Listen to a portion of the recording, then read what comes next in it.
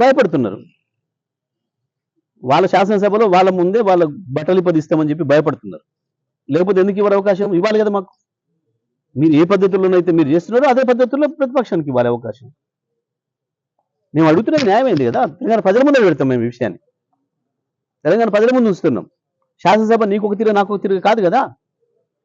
నువ్వు ఏ పద్ధతిలో చూపిస్తే మేము ఆ పద్ధతిలో చూపిస్తాం. మేము కొత్తగా మేము ఇంకోటి తెచ్చి పెడతామని కూడా అంటలేం. మీరు పెట్టిన స్క్రీన్ అట్లే ఉండనియండి. మీరు పట్టుకున్న బెత్తమే మా చేతికి ఇవ్వండి, మేము చూపిస్తాం.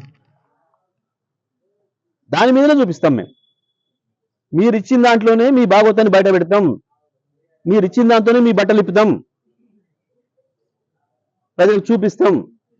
ఆనాడు 60 ఏళ్ల భాగవతం ఏందో, ఈ 2 ఏళ్లుగా మీరు చేస్తున్న ద్రోహం ఏందో అన్నీ కూడా చెప్తాం ప్రజలకు. మేము అడుగుతున్నదల్లా అదే అవకాశం, సమాన అవకాశం మాకు రావాలని మేము అడుగుతాం. మాకు కూడా అదే అవకాశం ఇవ్వండి. అదే పీపీటీ మీరు పెట్టిన అదే ఉంచండి, స్క్రీనే ఉంచండి.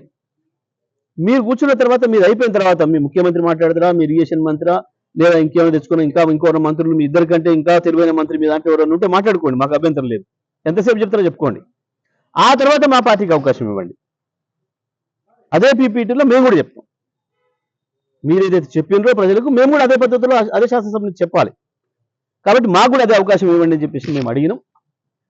తప్పకుండా ఇస్తే వీళ్ళ బండారం బట్టబయలు చేస్తాం, బయట పెడతాం.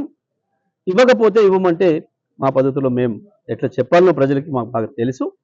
తెలంగాణ ప్రజల్ని ఎట్లా జాగరూకం చేయాలనో, కాంగ్రెస్ చేస్తున్న దుర్మార్గాల్ని, రేవంత్ రెడ్డి ప్రభుత్వం చేస్తున్న దుర్మార్గాన్ని, ద్రోహాన్ని ప్రజలకు ఎట్లా ఎండగట్టాలని ఎండగడతాం. మేము అడుగుతున్నది ఒకటే. ఆ రోజు మీలాగా మేము తప్పించుకోవడం లేదు. మీరు పీపీటీ ఇవ్వద్దు అని చెప్పి మేము అభ్యంతరం చెప్పడం లేదు. ఇవ్వండి, మీరు మాకేం అభ్యంతరం లేదు. కానీ అదే శాసనసభలో అదే కంటిన్యూ చేస్తూ మీ ముఖ్యమంత్రి, మీ ఇరిగేషన్ మంత్రి మీరు అలసిపోయి కూర్చున్న తర్వాతనే మాకు అవకాశం ఇవ్వండి. మేము కూడా చెప్తాం గత 60 ఏళ్ళుగా ఏం జరిగింది తెలంగాణలో, గత 10 ఏళ్ళుగా మేమేం చేసినాం, ఈ 2 ఏళ్ళుగా మీరేం చేస్తున్నారో మేము కూడా ప్రజలకు చెప్తాం.